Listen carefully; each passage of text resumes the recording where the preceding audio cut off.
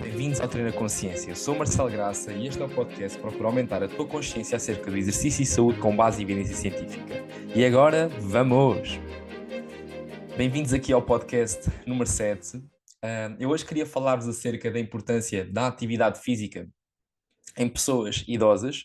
ou seja, falar nesta população, dar aqui uma definição para a mesma, trazer alguns aspectos demográficos a nível mundial e a nível nacional e dar-te também aqui quais são as alterações fisiológicas que ocorrem nesta mesma população, remetendo para um conjunto de ferramentas que nós podemos utilizar ao dia de hoje para sabermos caracterizar melhor esta mesma população que muitas vezes é esquecida, porque temos aqui algumas concepções erradas acerca de como estas pessoas são atualmente, relativamente a questões de emocionais, questões até a nível cognitivo, até a nível físico, e que acabamos por caracterizar quase o processo de envelhecimento como uma doença que não é. E então importa também saber que no final deste mesmo episódio, eu vou dar também aqui algumas estratégias relacionadas com a atividade física, algumas guidelines, estratégias para que nós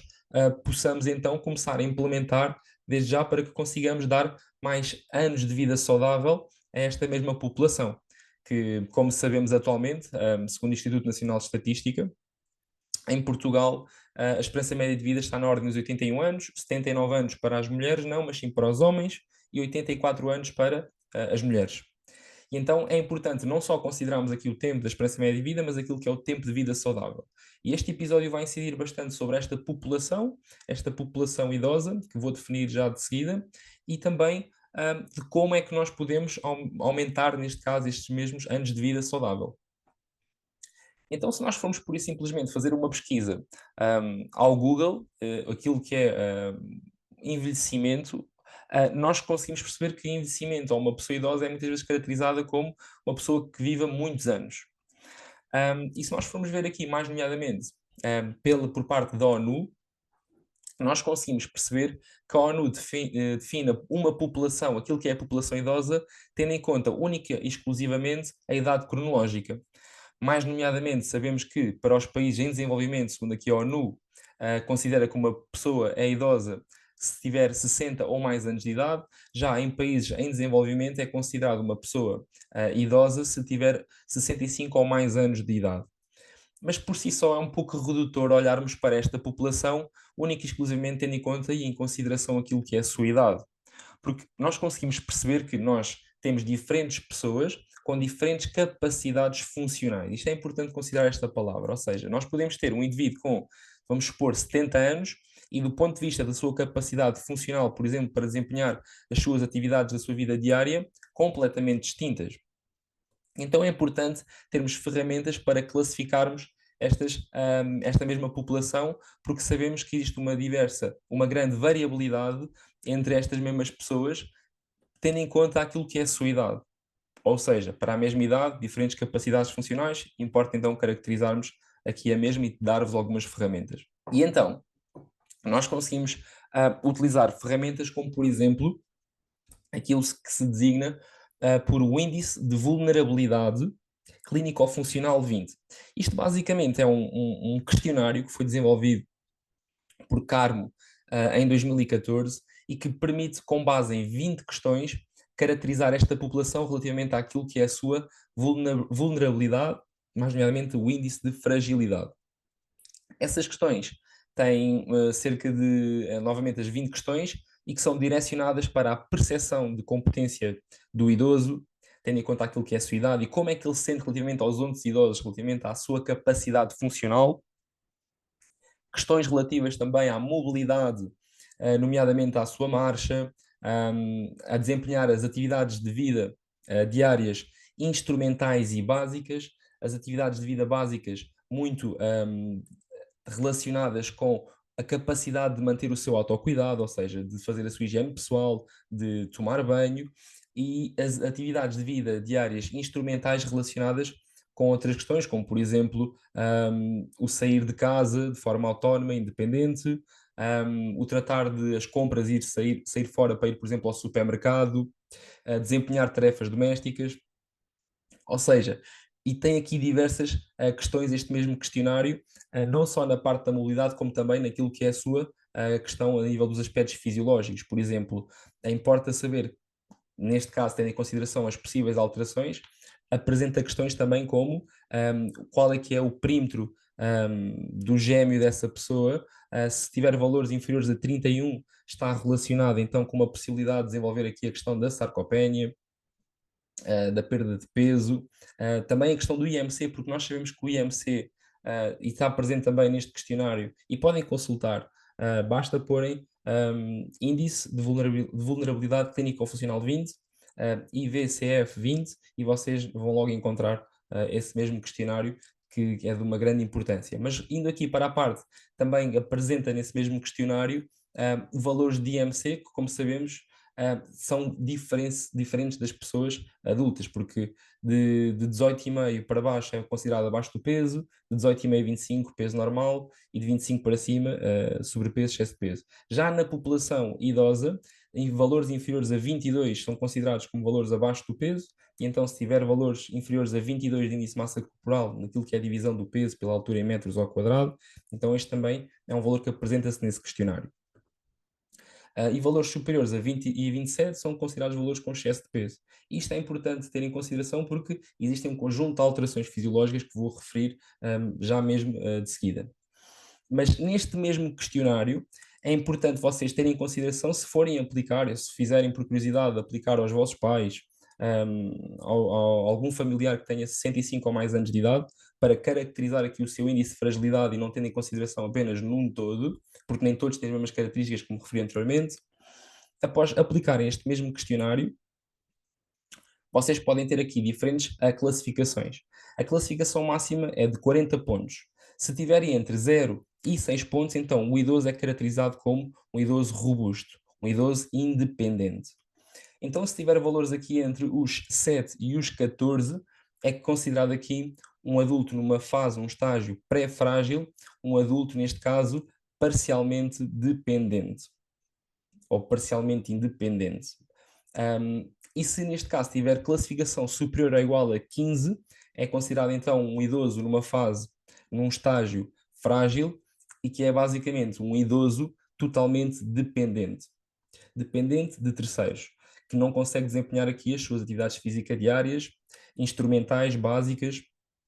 relativamente à questão da marcha, relativamente à questão de o autocuidado, de fazer a sua vida de forma autónoma e independente. E este questionário é bastante importante porque a forma como vamos aplicar o treino a estes diversos idosos, tendo em conta estes 3 estágios, vai ser totalmente distinta porque cada um deles tem necessidades distintas. É possível, neste caso, num idoso, num estágio, neste caso, independente, o maior benefício daquilo que é a prática de atividade física, de exercício físico, nomeadamente treino de força, treino aeróbio, treino combinado, pode inclusivamente pensar em ganhos e na manutenção daqueles mesmos valores a nível da sua capacidade funcional. Já um idoso, numa fase, num estágio pré-frágil, parcialmente dependente, este idoso já tem como objetivo diminuir aquilo que é o declínio das suas capacidades funcionais e manter também esse mesmo nível durante o máximo de tempo possível. Ou até mesmo produzir e promover aqui alguns ganhos de forma mais marginal, mas que ainda assim é possível. E então, neste caso, por fim, o idoso, numa fase, num estágio frágil, o principal objetivo é recuperar, fazer aqui um processo de reabilitação para que o mesmo possa potenciar dentro daquilo que é as suas possibilidades, a sua capacidade funcional, a sua capacidade para executar as suas tarefas diárias da sua atividade física diária, sendo que este já está dependente de terceiros. Por sua vez, já tendo referido aqui as diferenças a nível da prescrição também do treino, tendo em consideração estes mesmos estágios, importa referir que o treino vai ter uma importância fundamental, não só associado àquilo que é o treino de força tradicional, como nós vemos hoje em dia nos ginásios, que é de muito importante atenção para promover o aumento de força máxima, de potência muscular, daquilo que é a força rápida, mas também é importante mimetizar quase com estas pessoas, simular quase situações naquilo que é o planeamento do treino, simularmos situações muito próximas daquilo que são as suas atividades diárias. Por exemplo, trabalhar a mobilidade do braço, sobretudo. Imaginem, muitas vezes pessoas que não têm uma mobilidade do ombro a nível da glenohumeral bem, neste caso, estabelecida, acabam por ter dificuldades, muitas vezes, naquilo que é uma atividade simples, como o pentear, certo? E então, reparem, temos que pensar muito naquilo que são as tarefas diárias e mimetizar através de alguns exercícios, reproduzir para que a pessoa tenha neste caso, um transfer daquilo que é o seu treino para o seu dia a dia. Então, passando para uma fase seguinte, que aspectos, alterações fisiológicas, neurológicas, emocionais, sociais, mentais é que ocorrem nestas pessoas, nesta população com 65 ou mais anos de idade.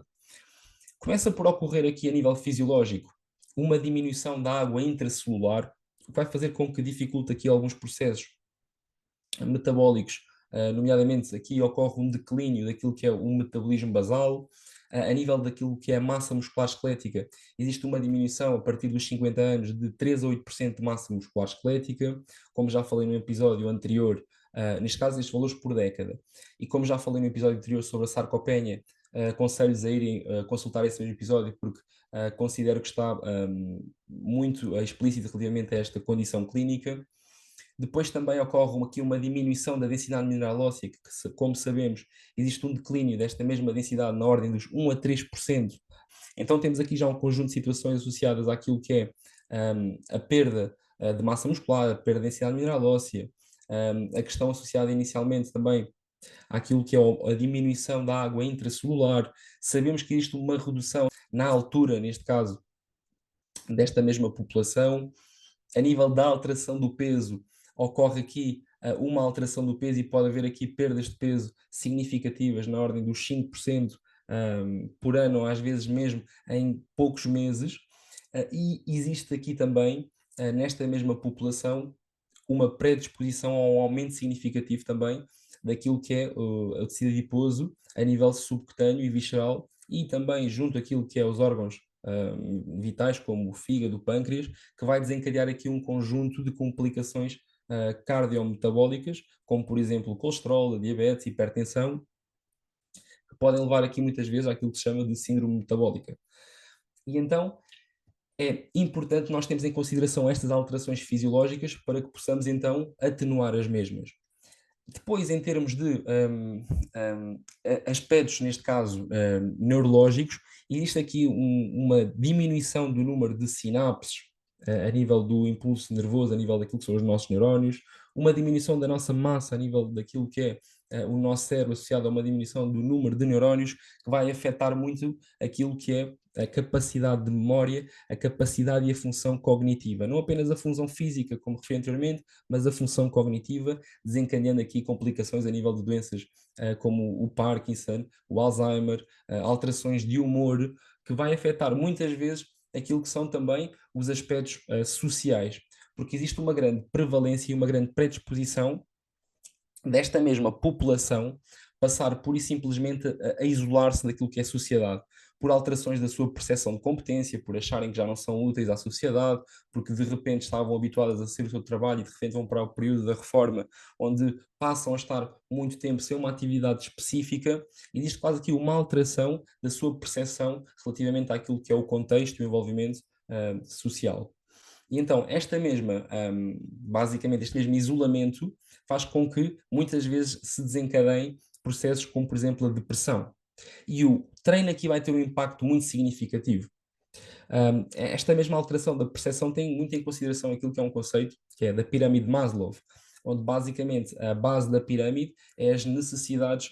básicas. E como eu já falei anteriormente, uma das questões associadas ao processo de envelhecimento é a diminuição da capacidade de executar aquilo que são as suas tarefas de atividades físicas da sua vida diária, como por exemplo aquelas atividades de vida diárias básicas e instrumentais, como referi anteriormente. Então, se por si só isso estiver a falhar nesse mesmo momento, nesta população, ela vai ter uma percepção de competência totalmente distinta associado a esta mesma pirâmide, sendo que aquilo que é a sua percepção para com o envolvimento esteja muito em déficit associado àquilo que é esta mesma perda. E a importância do exercício e da atividade física é de extrema relevância, porque existe outro conceito que é o modelo transteórico, que foi desenvolvida em 1982 por Dick Clement e Prochaska, exato, acho que é isto, Prochaska, em 1982, que nós podemos, através desta alteração, deste modelo transteórico, passar de uma base, que é um modelo de pré-contemplação, para um modelo de contemplação, para um modelo de preparação, ação e manutenção. E o que é que difere aqui? Dando como exemplo o exercício. O modelo de pré-contemplação é quando nós, por exemplo, estamos a tentar implementar um exercício junto desta população e essa população nos refere que não consegue fazer, que não está capacitada a fazer e que, inclusivamente, não quer fazer. Depois temos a fase de contemplação, onde existe, neste caso, um momento em que a pessoa, perante, por exemplo, aquele exercício que eu referi anteriormente, já começa a ter, ok, vamos experimentar, vamos executar. E depois a fase de preparação, onde está pura e simplesmente a executar com algum erro, muitas vezes, mas que temos que dar um tempo específico para que ela consiga ter algum acerto perante aquele mesmo exercício. Depois começa a mudar este mesmo modelo para um modelo de ação onde a pessoa acredita que é capaz de realizar aquele determinado exercício e, por sua vez, a partir do momento em que a pessoa passa deste modelo de preparação para o modelo de ação e a sua execução já é correta naquele exercício, então nós temos que estimular a pessoa para que mantenha-se naquele nível, ou seja, no nível em que a pessoa acredita que é capaz de desempenhar aquela atividade de forma independente. Então, este modelo transteórico aplicado a esta parte do exercício físico, passando um modelo de pré-contemplação, onde não acredita, não tem uma motivação interna, onde ela percepciona que é capaz de desempenhar aquele exercício, passa então para um modelo de ação, de contemplação, onde acredita que é capaz de realizar aquele exercício. Isto por si só vai ser muito impactante naquilo que é a vida deste idoso, fazendo com que, pura e simplesmente, este isolamento social associado muitas vezes a casos de depressão seja atenuado, porque a pessoa acredita sim que é capaz de desempenhar aquela atividade, certo? Isto vai ter um impacto naquilo que é a questão mental da pessoa, porque lá está, como referi anteriormente, aumenta esta percepção de competência e faz com que a pessoa volte a fazer aquilo que gosta, esteja reunida junto às pessoas que gosta, a fazer as tarefas que gosta, porque se sente sim competente. Então eu peço-vos que, se gostaram do episódio e se virem alguma utilidade no mesmo, partilhem com quem achem relevante, sigam aqui na plataforma no Spotify e subscrevam o canal no YouTube. E pronto, era isto que eu queria neste caso referir ao dia de hoje, ok? Um grande abraço, força! Obrigado pelo tempo que dedicaste a ouvir este podcast. Espero-te na próxima terça. Um grande abraço e vamos!